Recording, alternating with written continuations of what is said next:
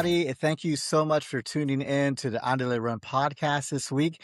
We are super excited having our guest and being back for season two. So, what a way to kick it off with our guest today. And I just want to say, many of you may have already heard of her. Of course, she's done quite a bit in her short running career, but she's accomplished many things and is looking to accomplish much more. So she's not only has won the U20, the 5K there. She's also, of course, the state champion here in Illinois for the 3,200 and setting a new state record this past spring.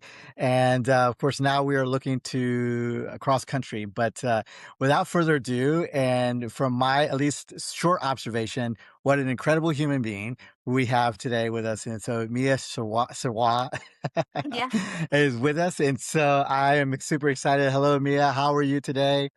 I'm doing good. Thank you so much for having me on. I'm super excited. It's gonna be Yeah. fun. I've been looking forward to it for a while, and so we want to be able to get to know you, and then also, of course, being from Illinois, it's always fun to be able to have somebody on who's doing some incredible things, not only here in our state but also nationally. So that's great. So first thing, so Mia, just you know jump off. I mean, when we're recording this on a Sunday. So, is how uh, do you usually take Sundays off, or how does your Sundays normally look for you during your running season or as you're training and those kind of things? Yeah, it definitely depends on what part of the season I'm in. I'll either have a full rest day or a cross train day, but uh, the emphasis is always to promote full recovery. So if I'm, doing any kind of training, I'm always trying to keep my heart rate, 130 or below and just really have a nice reset for the week and just enjoy moving my body in whatever way that might be. So that's always the goal. So if it is a full rest day, then what does that typically look like for you? Yeah, I try to really just take rest days, as a full recovery day. I don't really love the term like active rest day. If I'm resting, it's just going to be, you know, let's recover. I like to walk my dogs or I like to walk to Starbucks sometimes with my mom. That's fun. Um, But I like to, use my Normatec boots and roll out and, sometimes get a massage just depending on the week, so, yeah, I feel like really Yeah. having that emphasis on recovery is super important. Awesome. So you mentioned your dog or dogs that you like to. So what's their names and what kind of mix or what kind of breed are they? Yeah, I have 2 dogs, Penny and Boo Boo. They're toy poodles, they're Okay. super cute, they're, 8 and 13 pounds, so, it's actually a mother and a Okay. son, which is kinda cute 'cause, we raised Boo Boo since he was born, and it's just been sweet to, watch them grow up together, and yeah, Penny doesn't really Yeah. like Boo Boo, but, Boo Boo loves Penny, so they're funny, I love them. Yeah, no, that's awesome. And by the way, I love the name Boo Boo. That is fantastic. That's a great name. Thank you, yeah, it fits him well. um, eh, yeah, no, that's awesome. So, we'll jump into some of the talking about running in here in just a few moments. I do want to touch a little bit on the I was listening to you were on the Sunday Shakeout podcast, and one of the things that stood out to me was that uh, you were talking about how some of the things that you like to do is cooking and baking. Mhm. And you were doing some of that as you were kind of recovering from injury and those kind of things. So I am interested to know what is your favorite thing to cook and your favorite thing to bake? Ooh, that's a good question. So, we make our Mhm. own sourdough, so we're cooking sourdough, Okay. constantly. Um, so that's pretty fun. There's nothing like a fresh loaf of bread or, we'll make tortillas with it, whatnot. So that's probably my favorite thing to cook. In Okay. terms of baking, I've been making a lot of, brownie variations lately, so I've done, sweet potato brownies, banana bread brownie, blondies. That's been, my new Okay. thing, and we go through it so quickly, so I just, made another batch right before this, but Yeah, it hits the spot. All right, nice. So, we'll have to taste some of these brownies one day and be like, see what kind of level they're on. Yes, definitely. Um, yeah, I'm sure they're pretty good though. So that's awesome that you enjoy doing that and finding something else outside of running that you find enjoyment in doing so. I find myself I love cooking for just close loved ones. Just something different about it and creating something and putting it on a dish and letting people enjoy it. So that's awesome. Um, so within that podcast, you'd mentioned, and if I remember correctly, correct me if I'm wrong. I think you may have mentioned to your mom about wanting to go to Hawaii, like a trip to Hawaii, and she said something about when you win nationals. So I'm interested to know, has she started planning for that trip, or are you still waiting to see if that'll happen? Yeah, I've been bothering about her about it ever since that day in March. So we booked it butting up against Brooks Nationals in December since we'll be in San Diego. It's a lot cheaper than flying from Chicago. Oh, sure. So we're flying Yeah. from San Diego to Hawaii and we'll be there for like 5 or 6 days and then fly home. But it works out great because I'll be on my break. So can just, Yeah. lay out on the beach and soak up the sun. It'll be really nice. That's awesome. Well, so I'm thrilled to hear that you are will be taken to Hawaii and your mom keeping her word and everything. So I'm sure that's I'm sure that's going to be a fun and enjoyable and memorable trip for you. So that's awesome. So, one thing that I was curious about because, of course, the U20s those happened just a short time ago, and everything, and you, of course, winning in the 5K there. During that race, when because I mean, you're of course running against other athletes and some who are in college and that kind of thing. And so, during that race, when would you say you knew that, oh, I have a real shot at winning this thing? So, can you walk us through like when you realized that, or at what point in the race? Yeah, coming in, I really didn't think winning was even a possibility with the caliber of girls I was racing against, but I definitely had my eyes set on getting second, so I just really tucked in and tried to hang with that pack because I knew second would be enough to make the team. But Yeah. with a K to go, I was feeling really good and I was like, I don't want to leave anything. I just want to leave it all on the track today. So I really made my move a K to go and I could see on like the big screen and could hear people cheering and could tell I had opened up a bit of a gap, but I wouldn't say it was until like 200 meters to go that I was like, I have this in the bag. And then coming in that last 100 and seeing the tape was, pretty special and realizing I had done it. I didn't think that was even in the realm of possibilities. So it was a pretty special feeling. And to have the flag draped around my shoulders and everything is something I'll never forget. No, that's I'm sure that that was an incredible moment for you to be able to experience that and everything. And one of the things you just mentioned, going into the race, of course, realizing who you were racing against, the caliber of other athletes, and those kind of things. I've heard you say that sometimes you might have to be a little delusional. I think you've used that word a few different times, and so I was wondering, like, as far as like being delusional, like, because there's the delusional where you're like, man, that guy or that person is like way out there, or like there's a delusional of like this could be in the realm of possibility, but I don't know if that's really really capable. Like, so for you, like delusional, can you like what does that mean for you? How do you explain that to others and that kind of thing? Yeah, I think when it comes to racing, you just have to think anything is possible on the day. And when you're ready and you've put in the work, outcomes that can happen that you never, you know, maybe you didn't have a workout that necessarily showed you were capable of that, but Um, Mhm. Sometimes the stars just align on the right day and things work out better than you could have expected, and Yeah.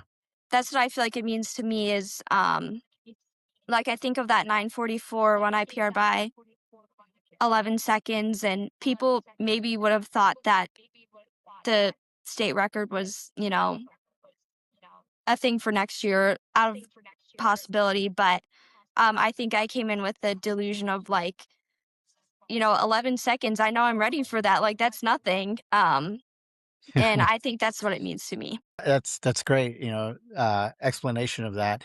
So, having, of course, been a national champion and winning the U20s and everything, do you, and as far as like elite runners, and I would consider you one of the elite runners here, not only in the state of Illinois, but really across the country. Do you believe or think that like those elite runners really have to have that sort of mentality of like maybe having a little bit of delusion, uh, when it comes to big races or whatever the case may be? Yeah, definitely, I think you kinda have to show up each day thinking, "No one's in the shape I'm in, and no one's put in the work that I have," and I think that a lot of times your mentality can hold you back when, you start to think, "I just wanna do this," or "This is just what I'm capable of," but when you really say anything is possible and you know the work that you've put in, I think that's a huge advantage when you can kind of start to tell yourself, like, "Hey, I can do it anything," like, anything is possible, and, um, I think that's a huge competitive advantage for sure. And that's I mean, I certainly believe that they're some of the greatest runners, probably would most likely have had that sort of mindset.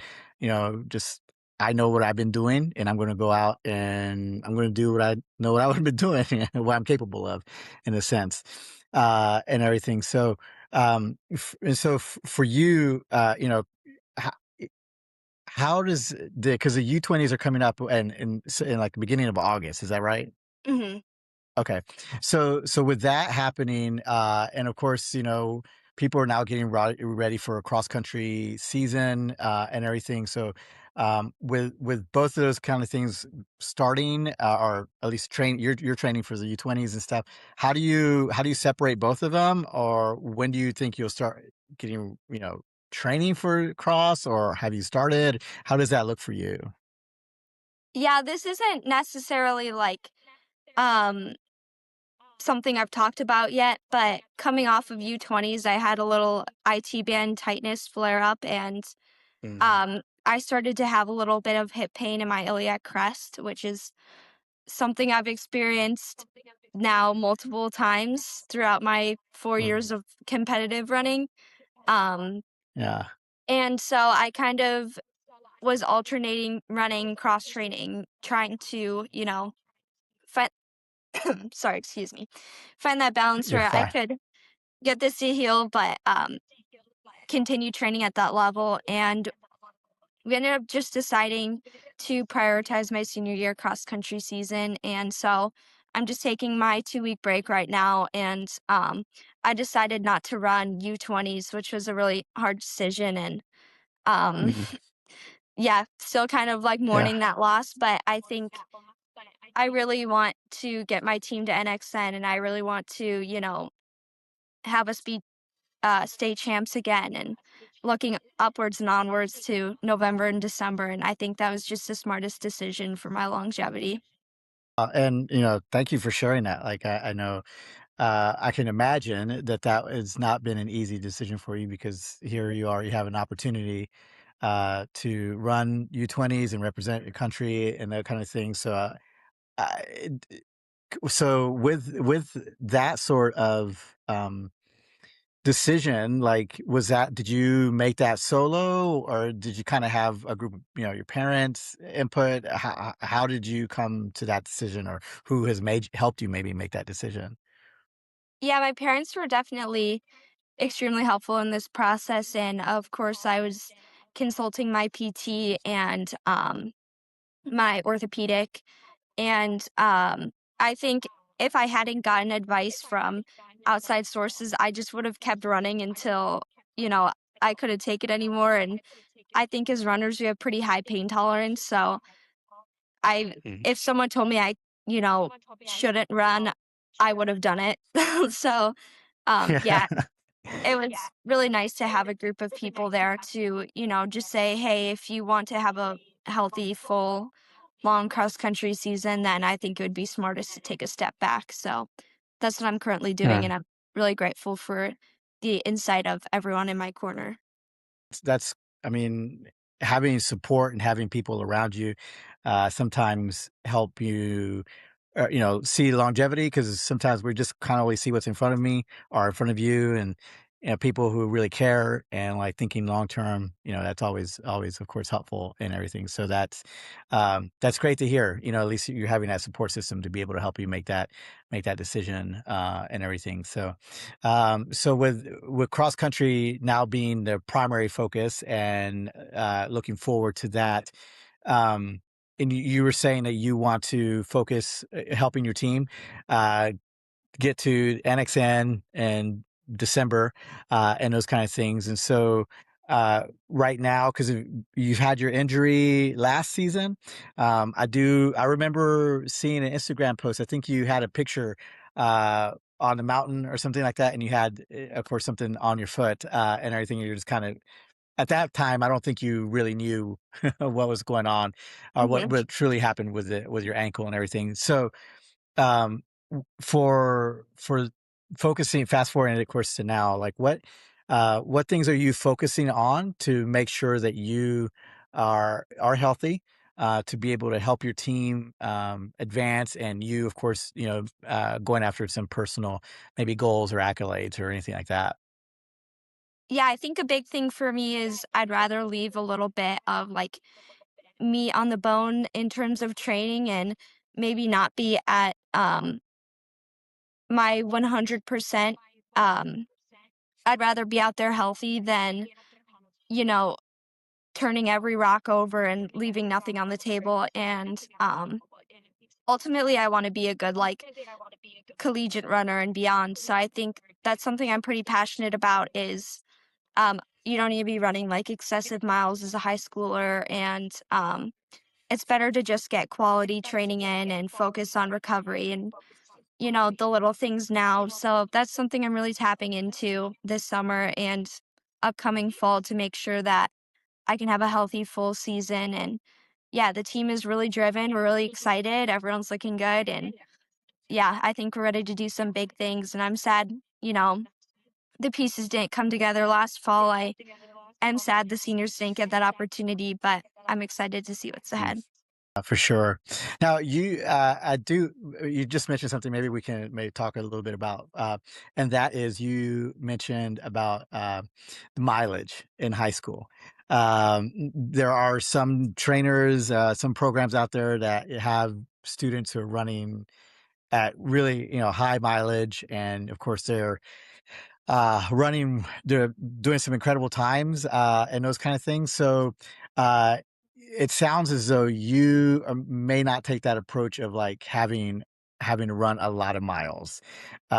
So for you, what would you say would be like, "Okay, this is where I'm gonna cap out. I'm not gonna go above this sort of mileage per week." What does that look like for you? Yeah, I had a lot of success my sophomore year being around 40, 45 at most. Okay. And then I think whenever I start to creep anywhere above that 50-mile mark, I just have to start to have little things pop up. So I found like 40 to 45 is a really good sweet spot for me. And I think it's been a really nice, like, natural progression from like 35 my freshman year, 40 ish sophomore year, and then creeping up now to like higher 40s. And I like to supplement a Okay. bit with time in the pool, just really easy, promote recovery. And I found that that works for me. But of course, it's very individualized. But yeah, I think it can Right. be hard to see, you know, other girls running. I've seen quite a few girls running, upwards of 80 miles. And sometimes I find myself start to be like, wow, like I've been running like half of that at some points. Maybe I should be doing more, but having those people in my life who can tell me like, time for that will come, and, uh, I do Right. really wanna be a good collegian and beyond, so, like, just doing what I can now and, focusing on the small things. So you've kept your mileage relatively, I mean, for you, what's working for you. So what do you think you would share with another runner who is considering like jumping in mileage? Like if they were, say, at 45 and are looking to maybe jump to 55 or 60, what would you tell that runner to look out for, or what would you encourage them in that? Yeah, of course, everyone will be able to handle different amounts of mileage, but I think, you know, play the long game. It's great to be really good in high school. It's super fun, but it means more when you can go get a pro contract or, you know, have an opportunity to make it to NCAAs in college. I think that is far more valuable than these accolades in high school. So I would say play the long game, but um, if you do want to increase, of course, work with your coach and um, it's really important to do it incrementally instead of taking big jumps and, um, make sure to adjust nutrition as you do increase and prioritize carbs and recovery and just slow things down. Yeah. That's good. I mean, I'd probably be in the same boat of like, hey, make sure you're listening to your body as you increase that mileage. Make sure you're eating healthy, you're taking in appropriate nutrients and those kind of things. Because if you are asking your body to give the output, you need to be giving your body the inputs to be able to take care of that. So I'd probably be in the same boat with you Mhm. and everything. Yeah. So one thing I do, I kind of, this is changing gears.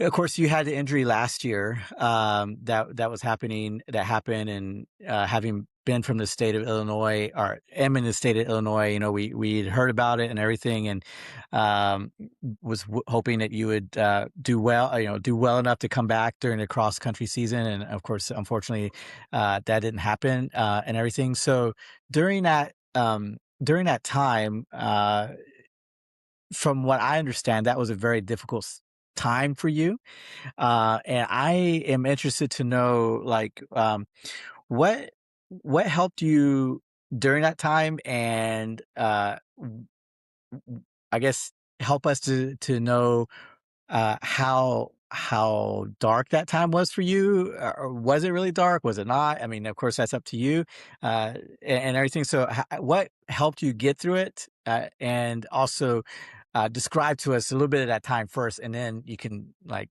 jump to what helped you get through that.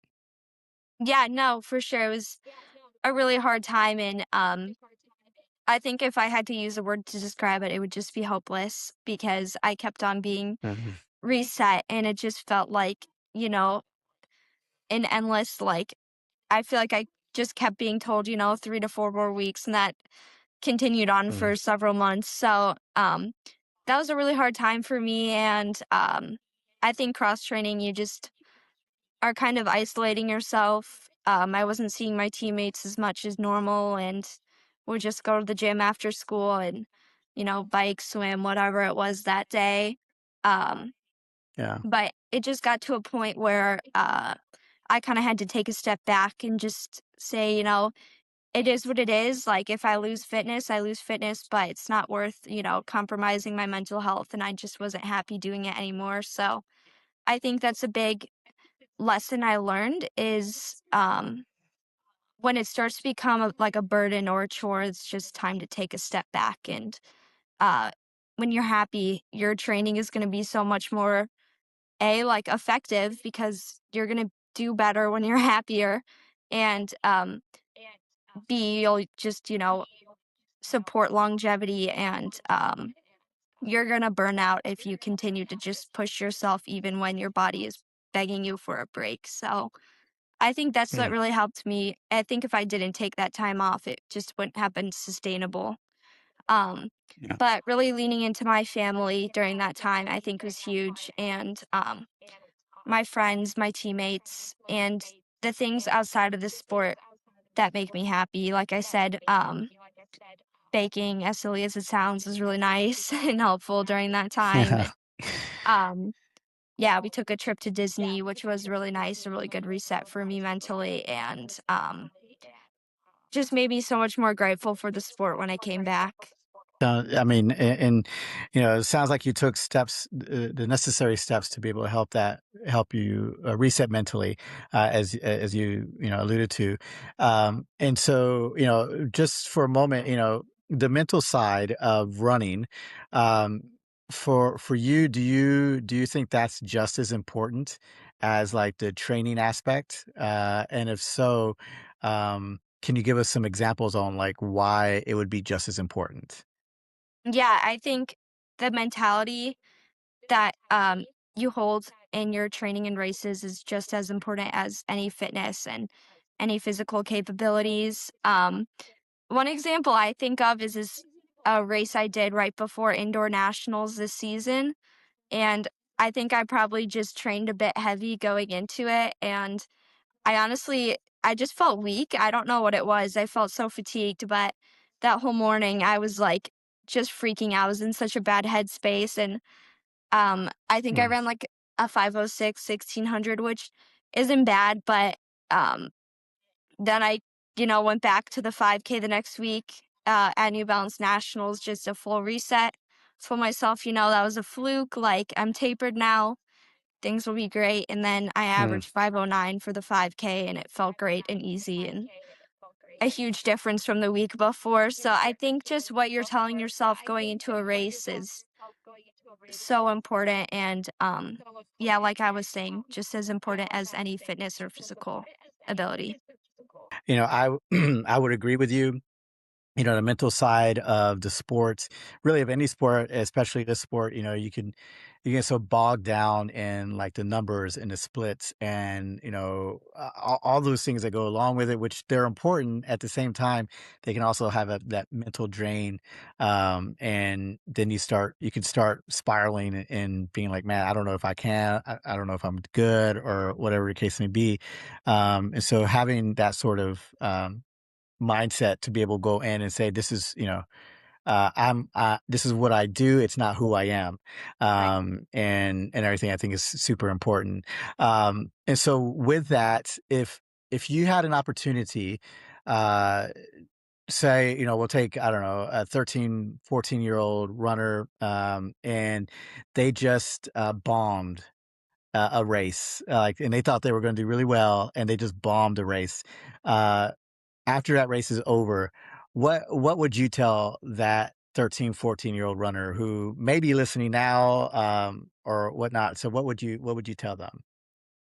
Yeah, I think I would tell them, this is just the beginning. This is not the end. And this was just a stepping stone to the larger, bigger picture. So anything you're going to do in one individual race is not an end all be all. It's just, a step towards what you're striving for and your ultimate goals. Um, I think I had some races there in the middle of the track season that, we get pretty bad weather here in Illinois, windy, cold. We're training through it and splitting bad times. But I think it was just reminding myself like one race does not define me or my fitness. And sometimes you just have an off day and you have to reset and look onwards and upwards and, not let that get in your head.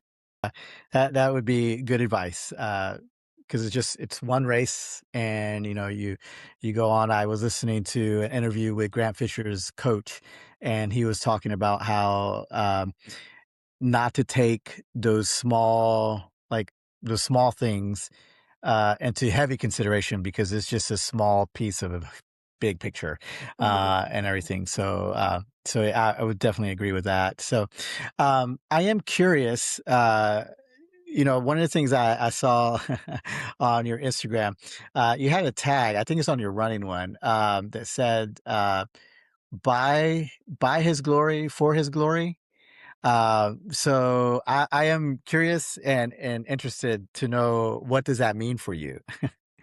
Yeah, my faith is a huge part of my running. I think being grounded in the Lord has been so invaluable in my running journey, and, I don't know how to describe it, but I had this mental shift freshman year when I realized things are sort of out of my control, like, pretty much anything can happen in a race. You could trip, you know, who knows, just feel awful, or it could go amazing, and I just kind of told myself, "It's all in God's hands, and whatever happens, I'm gonna be okay." Um, and Mm.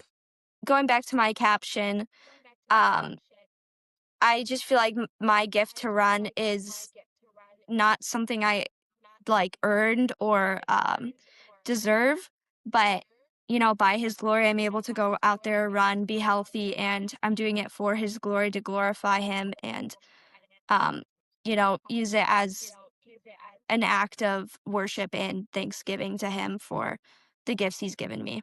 That's great.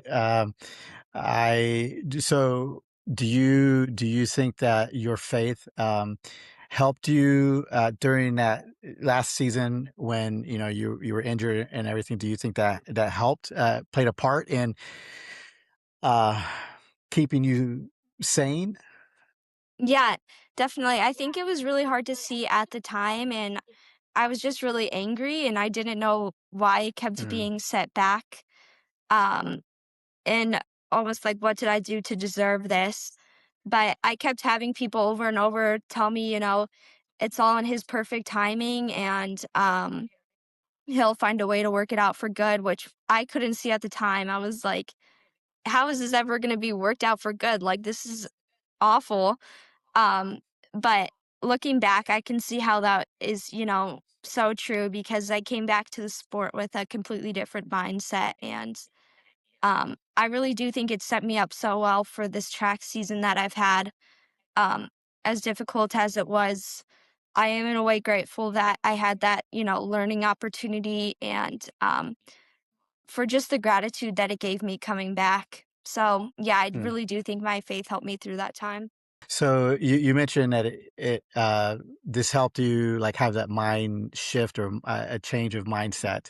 So what did that mindset that well, let's go back. What was it before and then what was it after? I think before, not that I ever saw running as a chore, but, it just felt like, okay, I have to show up to practice. I have to do my long run.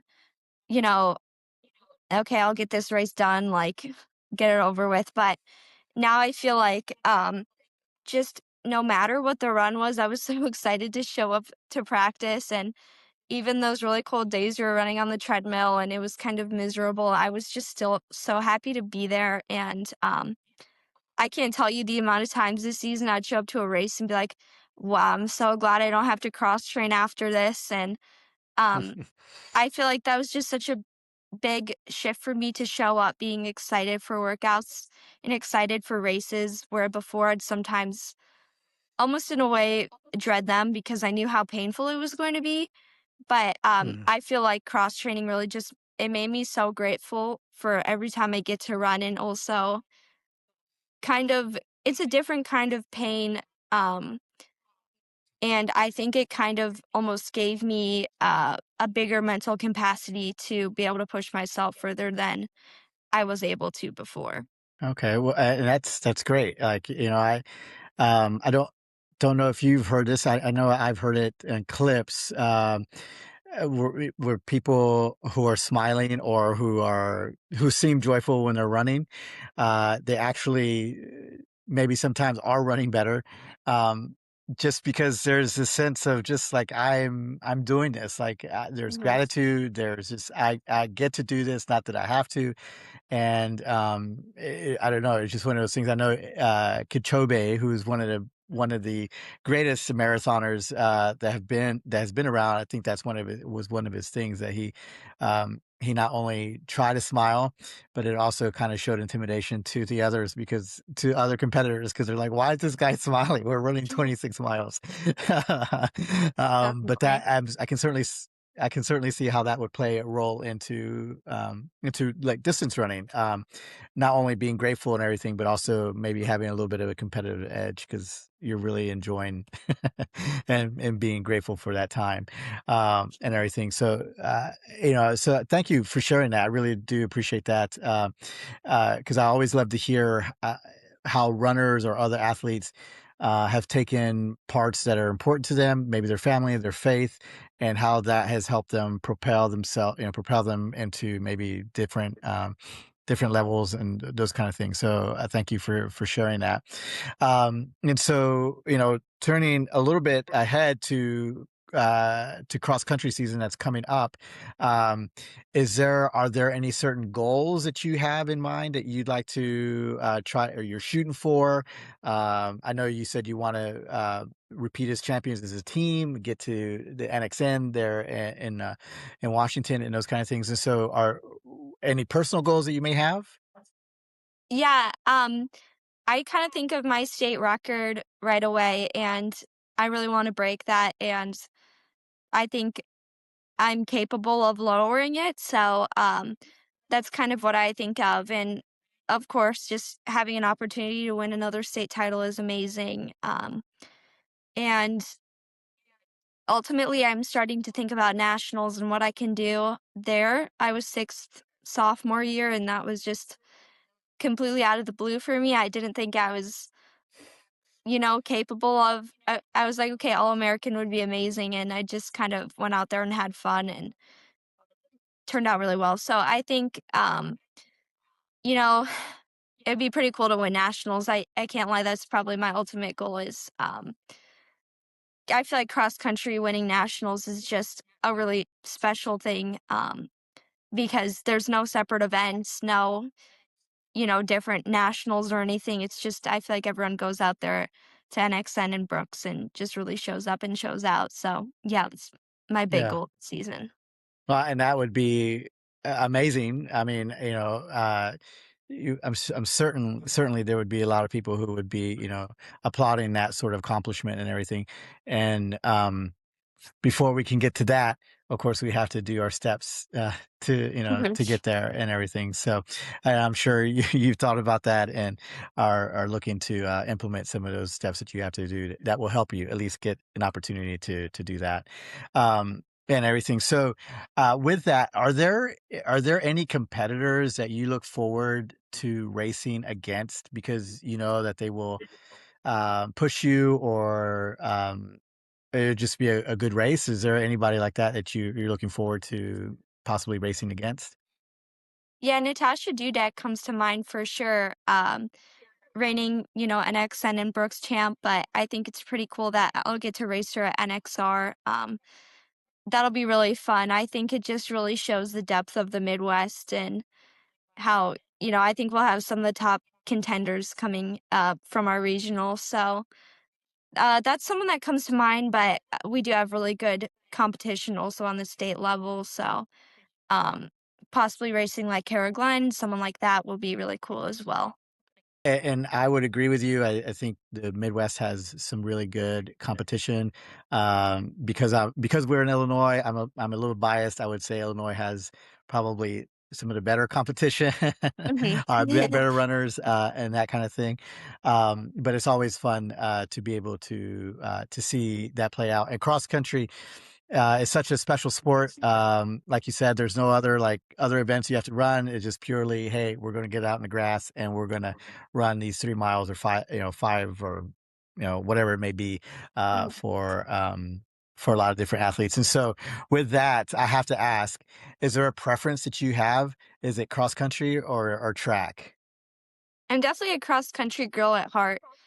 I love just like waking up on like a crisp fall morning and, just go out there and get your one event done. And the team vibe is so good. I love that we're all like rooting for each other and everything. I think it's just a really special sport. But I love track as well. It's just, I think I'm a cross country girl for sure. So for cross country, I think I heard you say on another podcast that you're actually looking forward to run like a 10K in college. Is that right? Yeah, I'm really excited to step up in distance. I really like the 5K on the track. Um, and I think the 10K will be really fun. I love like long tempo runs, and I feel like all signs point to me stepping up in distance and hopefully the marathon one day. So, yeah, I feel like the longer Yeah, the event, the better. I love to hear that. I've run one marathon and I hope to run another one, and I don't know how to explain it other than, it was great and brutal at the same time. And I Yeah. would do it again. So, it's one of those things, I don't know, but, it's fun. So, I know a lot of people would probably disagree and say it's not fun to run 26.2 miles, but, for whatever reason, I found it really fun. So one of the things that we do, like to do here on Delay Run is of course, talking about running, and also knowing that, there's more to you than just running.